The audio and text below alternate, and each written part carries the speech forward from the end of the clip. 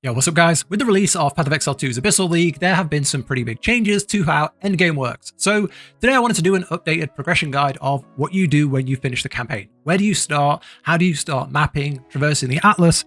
And then how do you finish all of this? How do you get your 40 out of 40 Atlas points? How do you start working towards, each of the individual mini Atlases, these little small trees for each individual endgame task, like breach, ritual, that kind of thing. So we'll go over how to set up your Atlas tree, some of the best things to get and where to put your points, and then go over some of the new things you can do on the endgame Atlas to farm it efficiently and to progress and make as many divines and as much, get as much out of each thing you do as possible. So let's get straight into it. Okay, so first let's talk about the Atlas tree and Atlas points, because this is probably the number one thing I would work on when you get to endgame. Everything you're doing at endgame, if you're doing, a certain mechanic like breaches or rituals, or you're just trying to progress through the maps and you're setting up your towers, you're using your precursors and all that stuff, everything you're doing, if you don't have your Atlas tree done, you're leaving stuff on the table. Like you're missing out on free drops basically, because all of this is permanent. All of the work you're doing on your Atlas tree, every time you go through on the Atlas, the map, everything you go through is like a one-time. Every node is a one-time use. Every tower, it's all a one-time thing. Whereas this is permanent. Once you fill this out, it's just permanent upgrades to everything you do.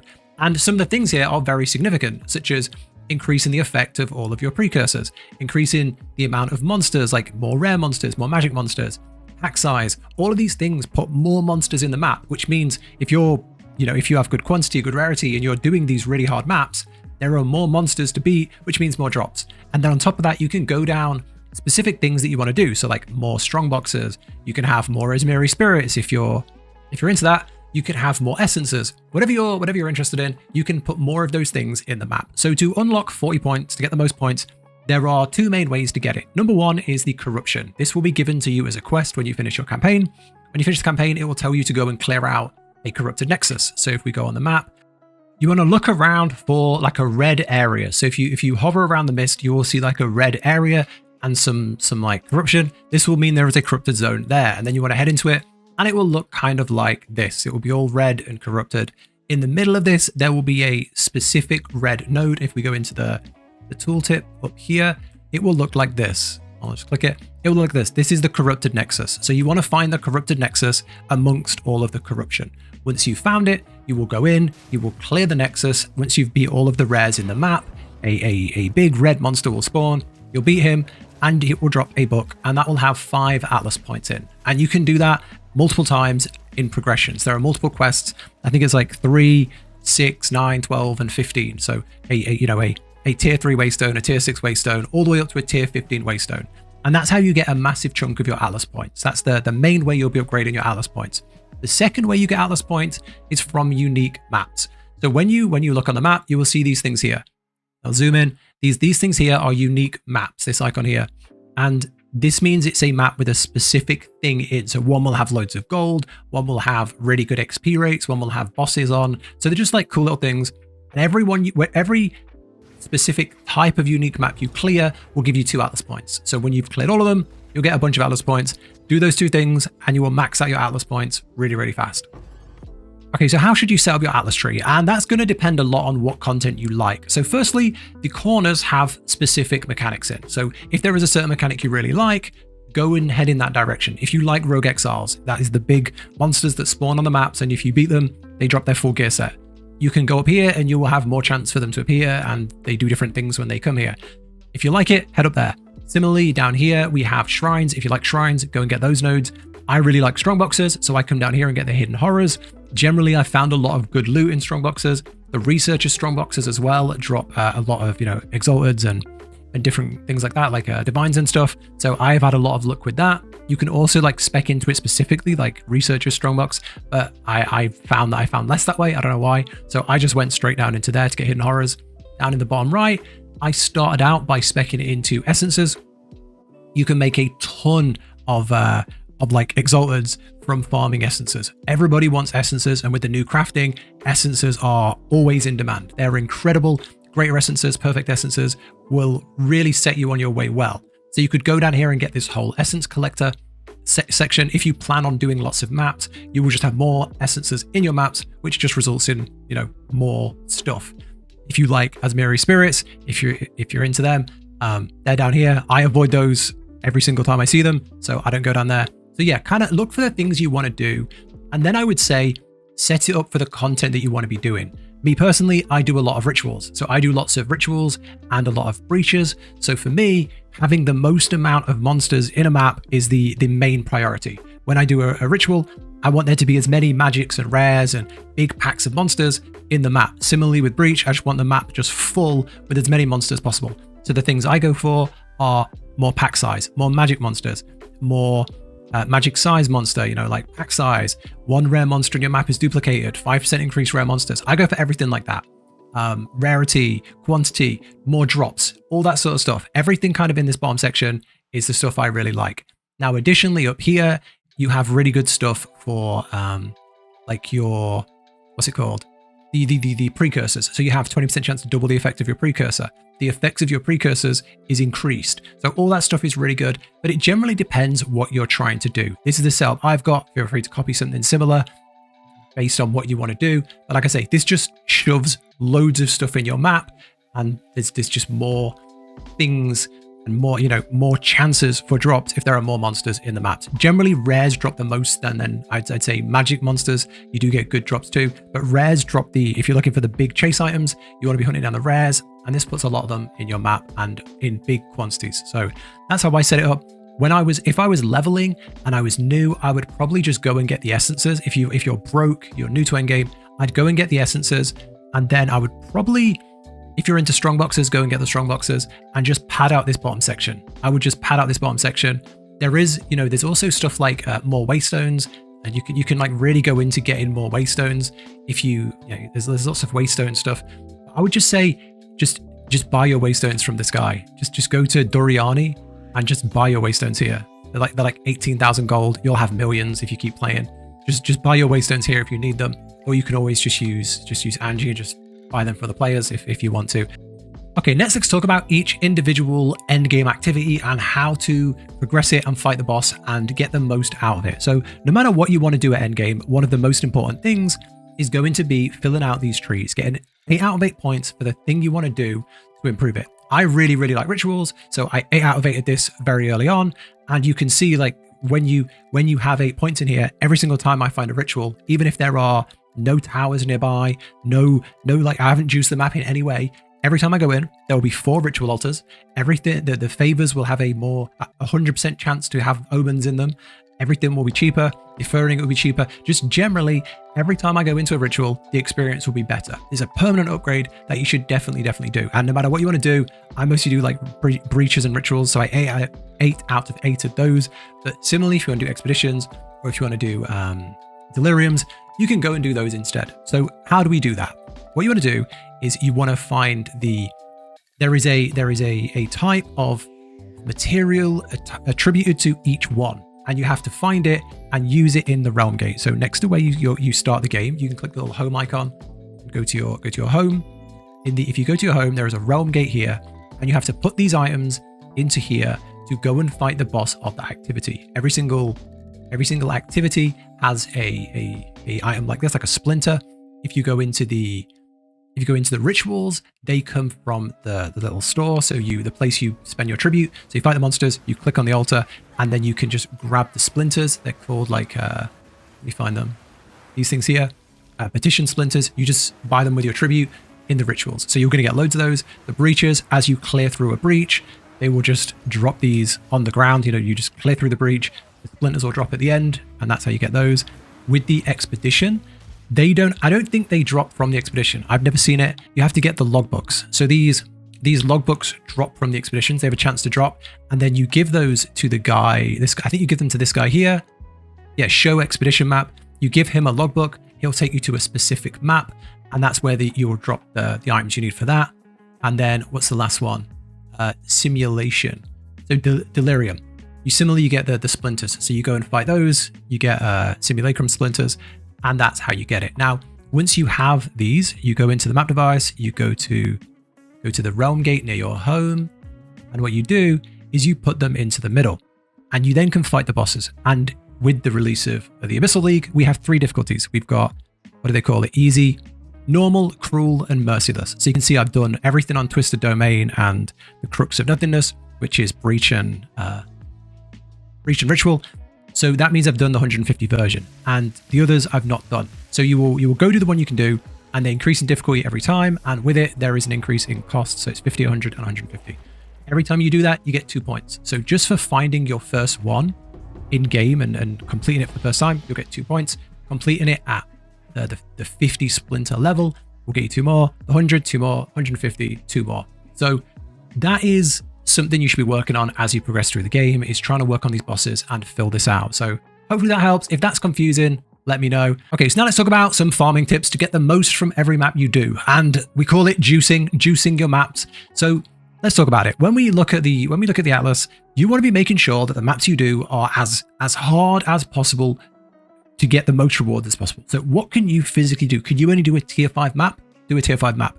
Can you do a tier 10 map? Push yourself to a tier 10 map. Can you do a tier 15 map? Don't stop there. If you can do a tier 10 map, do a tier 10 map with more modifiers on. So the first thing you want to be doing is doing the hardest thing you can do and making sure that you can do them efficiently. If you're like doing one and then losing another, not worth it. Do one that you can farm efficiently and keep pushing yourself to do the hardest things possible. Why do you want to do the hardest possible? Because every waystone tier that you do increases the level of the map. So if I just quickly grab a couple of maps to show you, if I grab I'll grab a 15 and I'll grab a 5. So if we go to a random map and we put in a waystone, you can see, we'll use this one. If we put a waystone in here, the waystone of 5, everything in that map will be level 69. And if we put a tier 15 in, everything in that map will be level 79. And the higher level the monster, the better the drops for a start.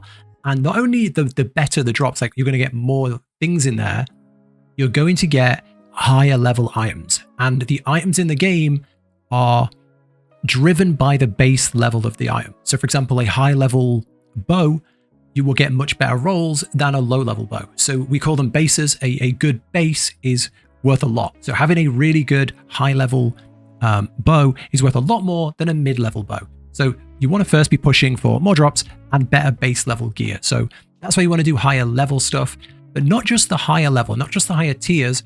You want to use better waystones. So let me show you 2 waystones to compare. So if we again go to 15, let me find okay, we'll go this one, and then we'll get, this one with not much on. And then we'll go into this tab here and we'll grab this one. So if we look at these 3 waystones, right, you can see this one here. This one here is a basic tier 15. And you might be running tier 15 waystones thinking, where's all my loot? Well, if we look here, this has 2 modifiers on. It's got, you can see a tier 1. It's got 2 modifiers on, more bramble monsters, and rare monsters have 1 additional modifier. For every modifier that we have, we are making the map harder. We're making, generally, you're making the map harder the more modifiers you're putting on it, and you can put up to 6 modifiers on it. For doing that, we have 5% more pack size, 25% more rare monsters, and more waystone drop chance. So we're rewarded for making the map harder.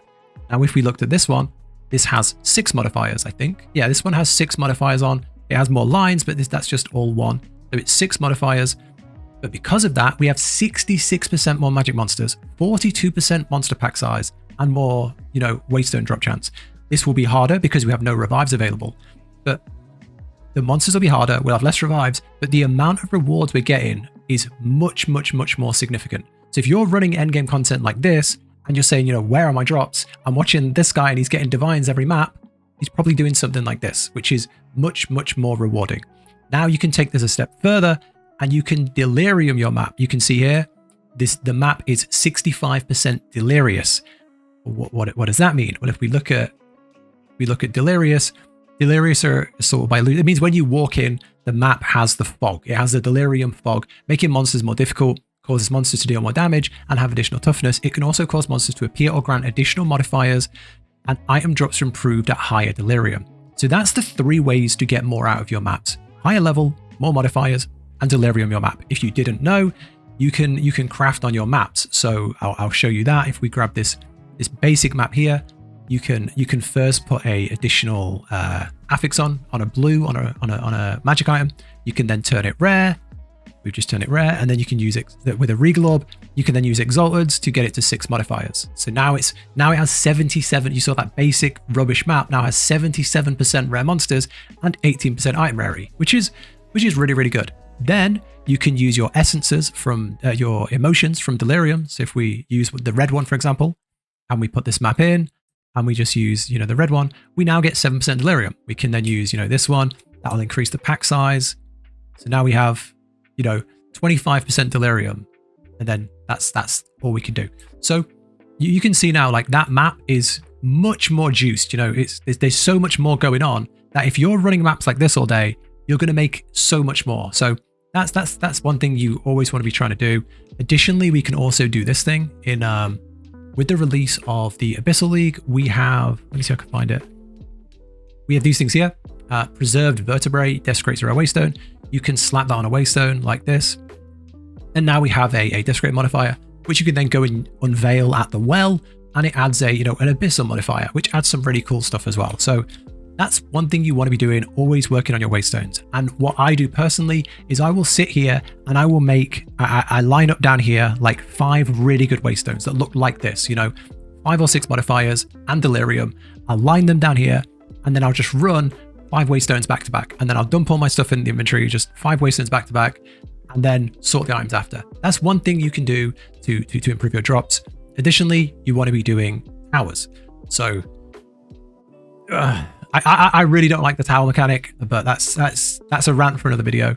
You want to be hunting down towers, look in the mist, and you'll see the towers poking out. Go to the towers, and there is a trick for the towers.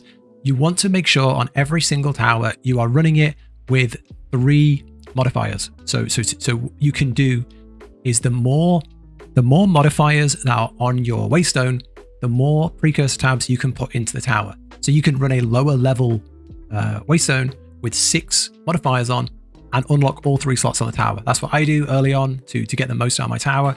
And then you just drop these things in.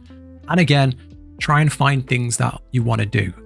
Like I say, one thing that I would recommend is do things that make your maps more rewarding. A really good one is if you search for quantity. Quantity is massive. 4% increased quantity of items found on your map means that monsters drop more. You can also search for rarity. Hover over them, doesn't seem to work. And that means monsters will drop, the items that do drop will be at a higher rarity. Another thing you can do is that going to work? Yeah, rare monsters. More rare monsters is really, really rewarding. And then go for the specific things you are doing. So it can be early on, you can do a bit of everything. But when you're farming a specific thing, I wouldn't chuck like 3 random things in. I would go for this, I'd go for 1 ritual, maybe 2 rituals and a breach. I would say up like that. Or you can use these uniques. These uniques are really, really good. You can get them fairly cheap from other players, or you can try and find them to drop. And these will massively increase the thing you're doing. So for example, here, the breach one, breaches in your maps have 2% increased monster density, breaches in your maps expand, and they remain open while there are live breach monsters. So this will help you farm breaches. So if you have something like this, like 2 towers nearby, you could put 3 precursors in that tower, and then you could put 2 and a unique one in that tower, and then the breaches around there are going to be super, super juicy. You can also use I really like the ritual one. This is the rich one. If I can find it. This one here, the Freedom of Faith. Favors at rituals cost 12% increased tribute, but you can re-roll them multiple times. So you get 4 re-rolls per ritual, which I'm really enjoying doing that lately. So yeah, hopefully that helps just set you up as good as possible. Now for progressing the Abyssal mechanic itself, there isn't really a Atlas tree or points or anything really to grind out. But what can happen is when you're doing these endgame abyssals, when you're in maps and these abyssals appear, there is a chance that, there's these holes appear and you can jump down into the abyssal depths and you can fight the monsters. There is a small chance that you get a different type of creator, a hole appear called a lightless void. Now, if you jump down into this one, there is a path that leads to a boss, and this boss can drop an invitation, which is an invitation to fight the big boss of the Abyssal League. If you then go to the well where you would normally go to unveil your gear, you go here, there is a little icon on the right that lets you jump into the well with this invitation. You jump in with the invitation, you go through the door, and then you fight the boss. This boss can drop some pretty unique gear for the Abyssal League. It mostly seems to be like caster, lich focused, and there is also a secret lich Ascendancy type thing you can unlock here, which is pretty interesting. Now I haven't seen any way to scale this or any other ways to like do this on a harder difficulty or any other bosses like this. So yeah, let me know if you've seen any others or if there's any other hidden Ascendancies than Abyssal Lich. But yeah, this is a pretty cool one little hidden thing, which is kind of interesting, but there's no real thing that you need to worry about unlocking here. But yeah, that's okay. Now the only thing I haven't really mentioned is Atlas bossing. So if we go on the Atlas tree and we go to the top, this is the Atlas boss section, and this is kind of separate from all the different little mechanics. It's its own thing, and this involves fighting the Atlas bosses at a higher and higher level. If you hover over it, I've not done much of this, granted, but I can explain it. It's very similar every season. So if you hover over this, you can see here you get 2 points for doing each of the following things, and there are 5 things, 10 points. So you've got to do each one once. You see you've got to defeat a map boss in a level 79 plus area with at least 6 modifiers, which means, you know, all of the modifiers filled on your waystone. Defeat a map boss in a level 80 plus, defeat an anomaly boss, a citadel boss, a pinnacle boss. So you've got to do all of these things, and everyone gives you 2 points. Now you're probably thinking, whoa, you showed me a juiced map, but it was only level 79. Yes. So you need to get a level 80 map. Well, how do we do that? Well, if you chuck a map, a level 15 map onto a normal endgame map, it's level 79 monster level. So how do we get a map to be level 80? Well, there is a couple of ways. One is to look around your maps for this thing here, irradiated. When an area is irradiated, it has +1 to monster levels. So you can go and do a map that is irradiated and has a map boss. So you got to find one with both, which could be a little bit tricky. You got to go find one with both. A trick you can do is if you go into your precursors and you go for these ones here, these like blank tabs, you know, you've obviously these are like, that's a breach one and that's a ritual one. These blank ones make areas irradiated, which increases the level of the map, which gives you more rewards, which gives you level 80 maps. So that's one way you can do it. Another way you can do it is if you use a Val Orb on your map. I'll do it on those 3. You can see I used it on 3 maps. One of them turned to level 16. So now this is now a level 16 map. So if we put a level 16 map, which I think is the only way to get a level 16 map or to buy it for the players, if we drop a level 16 map in, that now puts the area to level 80. So that's how you do that. The other things was like Atlas bosses and deadly bosses. There's these new bosses on the map which you're gonna see. I believe it relates to those. I can't find any. These things here. There's like these special, you know, deadly map bosses. You've got to clear the area around them to uncover them. Things like that. You can go and fight those. And then the other is related to the citadels. So you have these things here. These citadels. You go here for the first time. It should be very close to your starting location. You'll just find this big citadel. You have to go and put three items in here to fight the big pinnacle boss. If you're watching this and you care about pinnacle bossing, you probably already know what you're doing. But generally, you've got to look around your map for citadels, and you beat the citadel, you get the item, and then you put the 3 items in the thing. I think it's in those red lights. You go fight those, and then you put the item in the big pinnacle, and you fight the pinnacle boss. But that's like ultra endgame stuff. So if you're there, you probably don't need a endgame guide anyway. But yeah, that's everything. Yeah. Hopefully you found it useful. Hopefully you learned something new. It got a bit long, but thank you for watching. Hope you found it useful. If you do consider subscribing to the channel. I make a ton of guides, builds, all that stuff. And if you have any questions, I'll do my best to answer them down below. But thank you for watching. Take care, and I'll catch you in the next one.